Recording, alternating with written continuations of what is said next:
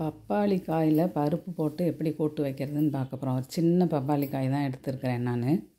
இந்த பப்பாளி காயை எடுத்து அதில் இருக்கக்கூடிய சீட்ஸ் எல்லாம் எடுத்துட்டு இந்த தோலை நல்லா ஸ்க்ராப் பண்ணி எடுத்துருங்க. எடுத்துட்டு அதை சின்ன சின்ன துண்டாக கட் பண்ணிக்கிறோம்.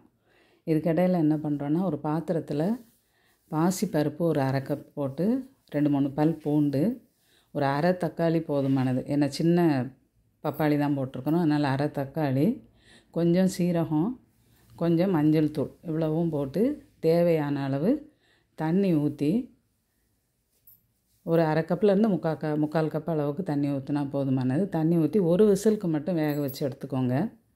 ஏன்னா ரொம்ப குழஞ்சிருச்சுன்னா அந்த கூட்டு அவ்வளோவா நல்லா இருக்காது சாப்பிட்றதுக்கு. அதனால் ஒரு விசிலுக்கு வேக வச்சுக்கோங்க. இந்த பப்பாளியை நல்லா சின்ன சின்ன துண்டாக கட் பண்ணி எடுத்துக்கோங்க. வெங்காயம், பச்சை மிளகாய், கருவேப்பிலை, கொத்தமல்லி தழை இதையும் கட் பண்ணி வச்சுக்கோங்க. கொஞ்சம் தேங்காயை துருவி எடுத்து வச்சுக்கலாம் இந்த பருப்பு வேகிறதுக்குள்ளே. இப்போ பருப்பு வெந்ததுக்கப்புறமா அதை ஒரு பாத்திரத்தில் மாற்றிட்டு திருப்பியும் அந்த ப்ரெஷர் பேனை அடுப்பில் வச்சு கொஞ்சம் எண்ணெய் விட்டு கடுகும் கொஞ்சமாக சீரகமும் போட்டால் போதும். ஏன்னா ஏற்கனவே பருப்பில் சீரகம் போட்டிருக்கோம். போட்டு அது பொரிஞ்ச உடனே இந்த வெங்காயம், பச்சை மிளகாய், கருவேப்பிலையை போட்டு நல்லா வதக்கிக்கோங்க.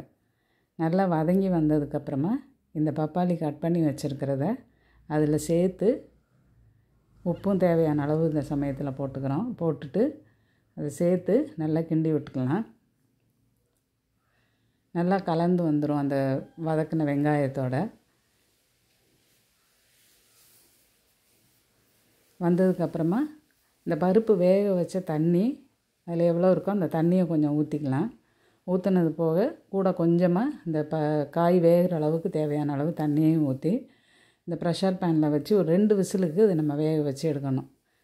சவு கூட்டு மாதிரியே ஏறக்குறைய இருக்கும். ஆனால் இது நிறைய ஹெல்த் பெனிஃபிட்ஸ் இருக்குதுன்னு சொல்கிறாங்க. அதனால் இதை நீங்கள் அடிக்கடி செய்யலாம்.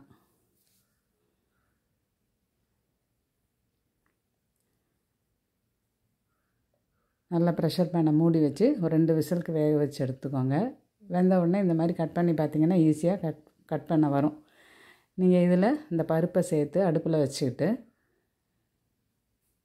ரொம்ப நேரம் இனி வேகணும்னு அவசியம் இல்லை. ஏன்னா பருப்பும் வெந்துருச்சு, காயும் வெந்துருச்சு. அதனால் இந்த பருப்பை சேர்த்து அடுப்பில் வச்சு லேசாக கிண்டிட்டு தேங்காய் துருவி வச்சுருக்கிறதையும் நீங்கள் அதில் போட்டு கொஞ்சம் மல்லித்தழையை போட்டு இறக்கிட்டீங்க அப்படின்னு சொன்னாக்கா இந்த கூட்டு ரொம்பவே நல்லாயிருக்கும். இது அப்படியே நீங்கள் பருப்பு கூட்டு மாதிரி சாதத்தில் போட்டு சாப்பிடலாம். இல்லாட்டி ஏதாவது புளிக்குழம்பு வச்சிங்கன்னா அது கூட சைட் டிஷ்ஷாகவும் வச்சு சாப்பிடலாம்.